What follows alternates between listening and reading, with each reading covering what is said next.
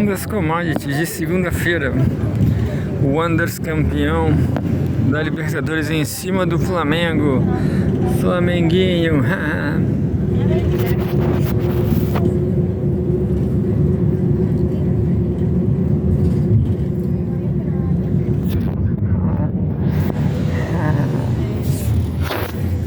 Wanderers campeão. Campeão dessa cidade aqui. Aqui eu não sei se tem outro clube. Vamos investigar. Clubes de futebol de Valparaíso.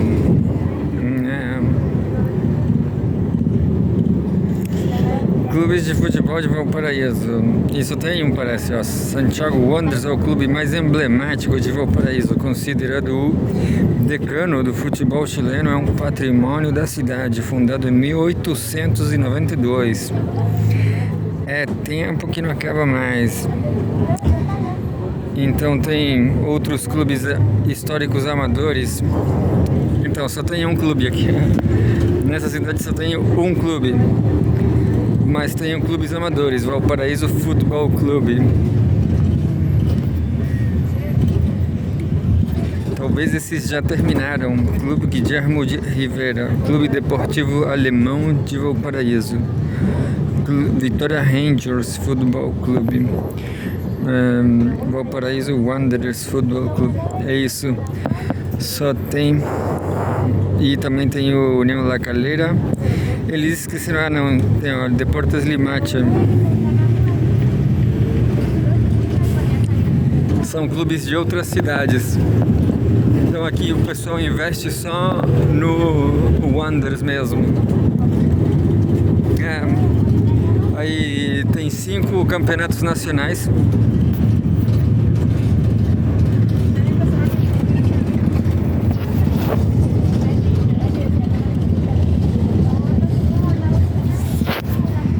Mas historicamente, assim, esses últimos 50 anos o povo só reconhece 3 mesmo. Mas enfim, tem uma rixa com o Everton, que tem 4 campeonatos. Quer ver?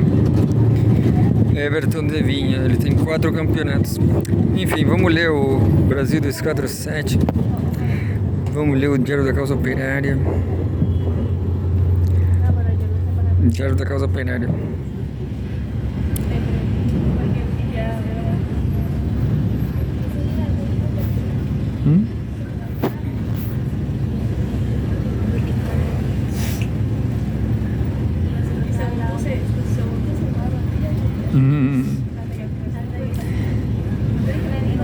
O editorial chato do Trump, né? Brincadeira.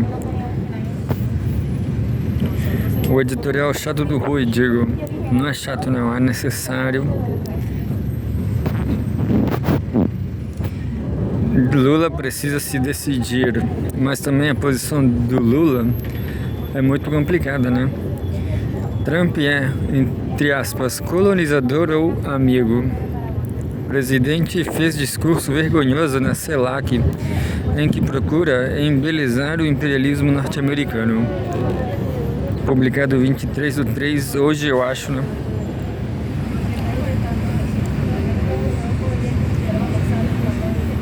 E diz assim: ao discursar na cúpula da CELAC, o presidente Lula afirmou que os Estados Unidos querem, entre aspas, nos colonizar de novo. A frase é uma mistificação. Lula, seguindo a imprensa imperialista, apresenta os crimes recentes do imperialismo como se fossem uma novidade de Donald Trump.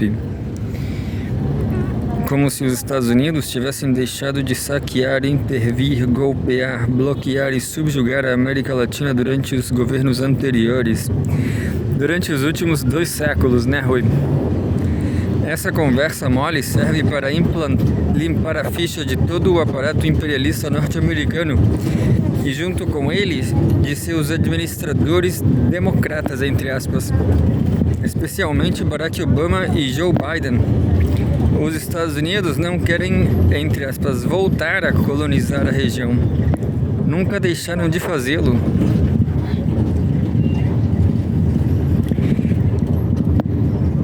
Esse é o ponto elementar de que Lula apaga. O cerco a Cuba não começou com Trump. A sabotagem contra a Venezuela não começou com Trump. As operações de desestabilização, a espionagem, as sanções, a ação do Departamento de Estado, da CIA e do aparato sionista imperialista não são uma extravagância pessoal de um presidente. São a política permanente do imperialismo norte-americano. Quando Lula fala como se houvesse uma ruptura absoluta entre Trump e os governos anteriores, faz um serviço sujo, ajuda a espalhar a fraude de que o imperialismo era mais aceitável.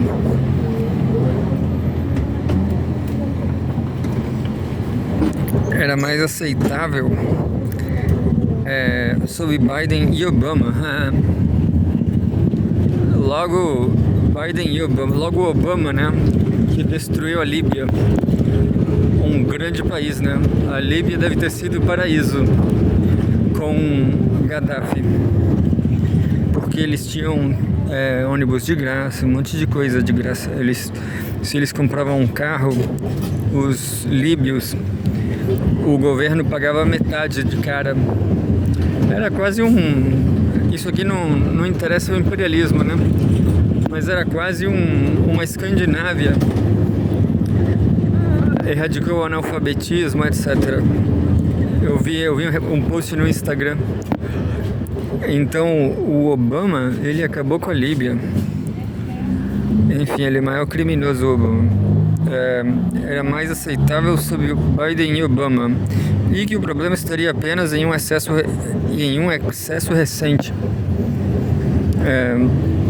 Obama destruiu países inteiros, patrocinou golpes e ampliou o aparato de guerra norte-americano. Biden aprofundou a agressão contra os povos oprimidos, sustentou, entre aspas, Israel até as últimas consequências e preservou a política de dominação imperialista em toda parte. Trump não inventou o crime. Ele continua por outros meios, com menos verniz. A demagogia fica ainda mais escancarada porque o próprio Lula faz questão de posar como alguém disposto a manter boa relação com Trump.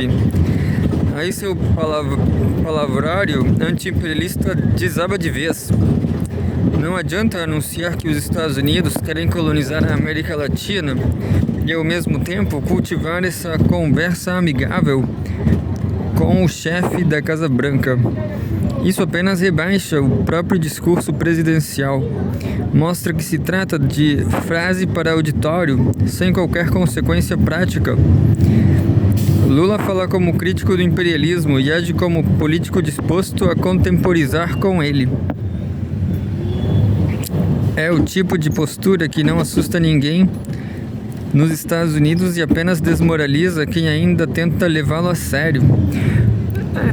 Eu acho que é muito difícil ter um presidente do Brasil, né, ou de qualquer país do sul global ser diferente disso, né? Porque, enfim, é uma posição muito... a posição normal, né? A normalidade do sul global é muito precária. Enfim, não dá pra fazer frente ao imperialismo. Pelo menos isso é o que acho que os chilenos entendem, que aqui todo mundo diz, então os Estados Unidos é forte, vamos se render logo, vamos capitular de uma vez. É o tipo de postura que não assusta ninguém nos Estados Unidos e apenas desmoraliza quem ainda tenta levá-lo a sério. O problema central, no entanto, não é apenas a inconsistência verbal, é a completa ausência de ação. Lula fala, discursa, faz pose, lamenta, mas não faz nada. E na hora decisiva, faz o contrário do que seria necessário. A Venezuela é um caso evidente. Quando o país bolivariano sofreu uma nova escalada de pressão, o governo brasileiro não atuou como um aliado consequente, pelo contrário, vetou a entrada da Venezuela nos BRICS. É terrível. Demorou a reconhecer de imediato o processo eleitoral venezuelano E ainda exigiu, entre aspas, atas, comportando-se como se fosse um fiscal arrogante à maneira do próprio imperialismo. Um governo que trata um país agredido pelos Estados Unidos dessa forma não tem autoridade para posar de defensor da soberania latino-americana.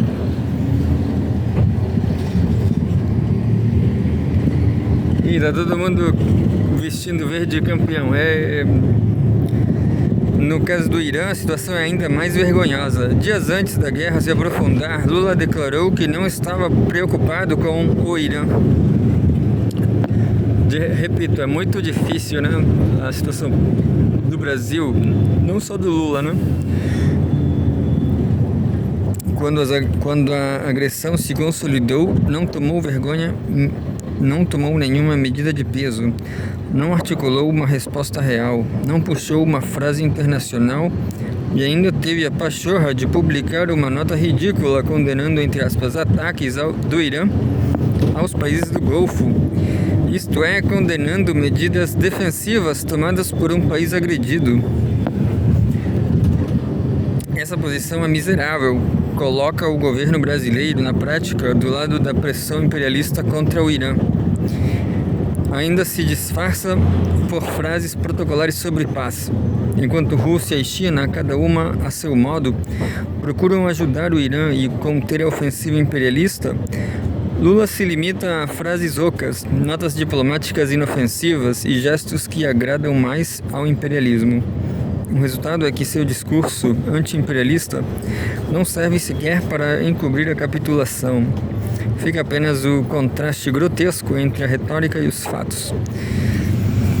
Bom, é tudo verdade, mas a China e a Rússia, elas têm um interesse logístico imediato no Irã, né? Porque é uma região, eu diria que se o imperialismo conseguisse derrotar o Irã e tomar conta de tudo, sobretudo na logística, sobretudo do território, a China e a Rússia ficariam cortadas ao meio, talvez, né? Mas pelo visto não vai acontecer. O Irã não vai perder. E o Brasil, o Lula deve saber por quem ele está sendo mais pressionado, né? Se é pela CIA, se é pela NSA, se é pelo MI6, ou se é pelo povo que fica se matando entre si, fica se atropelando, né? Enfim, o povo brasileiro, ele é muito direitista e ele se comporta muito mal, atropela os outros na rua, muito autoritarismo e muita crueldade entre o povo brasileiro. Por isso que o Flamengo perdeu. Não, brincadeira. Mas assim, a América Latina é muito caótica, né? A América Latina não está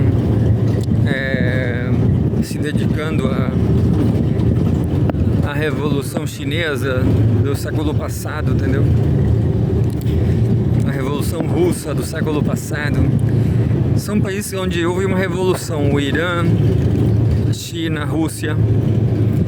A América Latina, os países mais importantes não teve, né? O Brasil não teve nada de revolução. O Lula não é revolucionário, né? Então nunca foi, né? Tem gente que fala que ele é agente da CIA também. Vamos ler mais uma.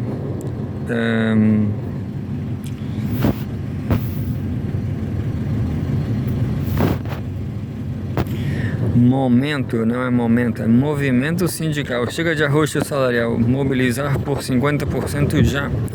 Diante das enormes perdas acumuladas nos últimos anos, educadores de São Paulo dão a largada da campanha contra o Palmeiras, que perdeu para o Santiago Wanderers.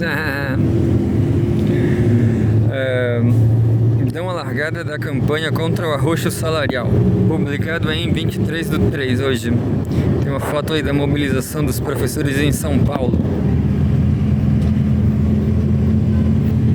E diz: os profissionais da educação da capital paulista, que tem a database em maio, dão a largada para a campanha salarial que busca a reposição das enormes perdas salariais acumuladas nos últimos anos, bem como dos inúmeros direitos retirados pelo reacionário governo de Ricardo Nunes. Tudo isso levou a categoria a ter praticamente metade de seus salários roubados pela política da direita paulistana. As principais medidas foram a reforma da Previdência em 2021 e a aprovação da Lei nº 18.221 de 2024, que retirou 30% dos salários de cerca de 15% da categoria entre readaptados e servidores doentes, entre outros ataques. Sequer se cumpre a lei do piso nacional, com a concessão de abonos que não se incorporam aos padrões de vencimento da carreira, gerando uma perda real na evolução funcional e na aposentadoria. Com esse golpe, os abonos não incidem no cálculo de quinquênios, sexta parte ou evolução da carreira, diminuindo ainda mais os ganhos dos servidores. Dessa forma, o governo encurta a pirâmide salarial. Um professor iniciante acaba ganhando quase o mesmo que um professor com 10 ou 15 anos de casa. Subtítulo: Salário em primeiro lugar. São inúmeros os ataques aos profissionais da educação que a nossa luta tem de reverter, como o fim do confisco previdenciário, os direitos dos readaptados e da GEIFG para agentes escolares e auxiliares técnicos de educação, ATS, e para gestores, as condições de trabalho e saúde, entre outras reivindicações. Mas para unificar a categoria e derrotar o arroxo, a mobilização deve ter como foco principal o salário. Com todo esse quadro, chegamos a esta campanha salarial com um brutal arroxo que supera 50% de perdas acumuladas no poder de compra ao longo da última década. Subtítulo: Chega de divisão. Já são 4 anos de lutas e campanhas salariais marcados por derrotas para os profissionais da educação de São Paulo. Parte dessas derrotas deve ser creditada à política divisionista das direções sindicais, que se dividem em 2 diferentes grupos de entidades: o bloco da COEDUC, Coordenação das Entidades Sindicais Específicas da Educação, formado por SINPEM, Sinesp e CEDIM, e o bloco do Fórum das Entidades Sindicais com a APROFEM e o SINDICEP. Essa divisão ao longo das últimas lutas fez com que milhares de servidores lutassem de maneira dividida. Enfim, vou embora.